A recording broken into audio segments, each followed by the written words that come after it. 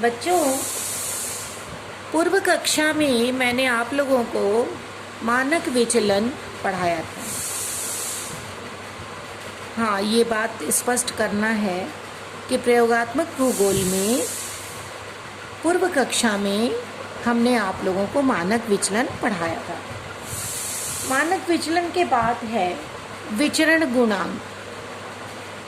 बच्चों, विचरण गुणांक मानक विचलन के माध्यम को माध्य के प्रतिशत के रूप में अभिव्यक्त करता है। जो विचरण गुणांक होता है, ये मानक विचलन के माध्यम को माध्य के प्रतिशत के रूप में अभिव्यक्त करता है। विचरण गुणांक ज्ञात करने के लिए निम्नलिखित सूत्र का प्रयोग किया जाता है। विचरण गुणांक मानक विचलन बटे माध्य गुणे 100। तो इसको हम इस उदाहरण से समझ सकते हैं बच्चों। यदि किसी श्रेणी में मानक विचलन का मान 5.37 है एवं माध्य का मान 10 हो, तो उस श्रेणी का विचरण गुणांक ज्ञात कीजिए। आपके पास ये फॉर्मूला है बच्चों, सूत्र है। तो इसका जो आंसर होगा, उत्तर होगा, या हल कह सकते हो, इसको हल भी कहते हैं, हल होगा वो इस प्रकार से होगा। विचरण गुणांक को बच्चों गुणांक को हम लोग CV है ना, वेरिएंस से जानते हैं, coefficient variance, coefficient of variance. इसे मानक विचलन, इसको हम लोग स्टैंडर्ड डेविएशन का चिन्ह ये है, बटे माध्य। माध्य आप जानते हैं बच्चों, माध्य को हम लोग ऐसे पहचानते हैं, गुणे 100।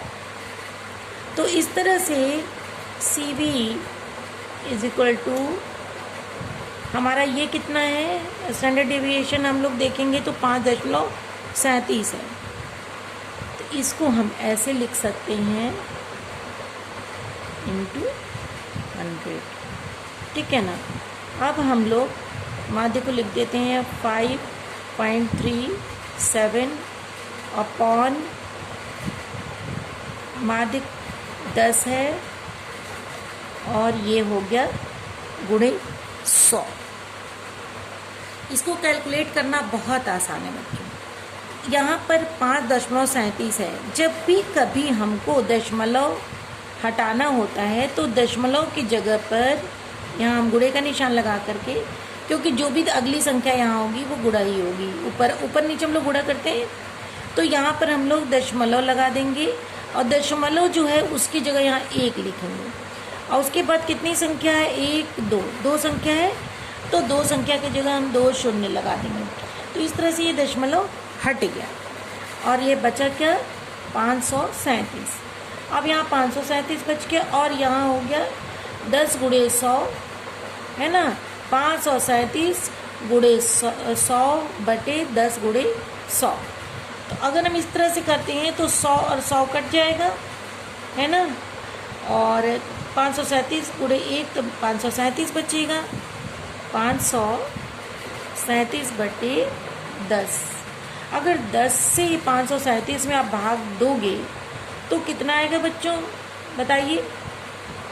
10 5 50 है ना, और फिर 3 उतारेंगे, फिर 7 उतारेंगे तो 37 हो गया। तो 10 से 37 में भाग दोगे तो 5 छंगा 30 और 5 7 35 हो जाएगा, ठीक। और उसके इस तरह से करके देख लीजिए, रफ आप लोग इसका रफ कर लीजिए,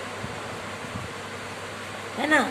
5 7 35 और बचेगा कितना बताइए, 36 37 यानी कि 20 बचेगा। तो 5 दूना यहाँ हो जाएगा, क्या होगा ये देखिए 5 3 7 को भाग करके देख लीजिए आप लोग, सीधे हम आपको 10 बचे 50, फिर 3 उतर गया, फिर 7, फिर यहाँ पर 5 7 35 हो गया, फिर 36 37 आ गया। अब कितना बचा, यहाँ दशमलव लगा के 0 लगाएंगे तो 5 चौको 20 हो जाएगा।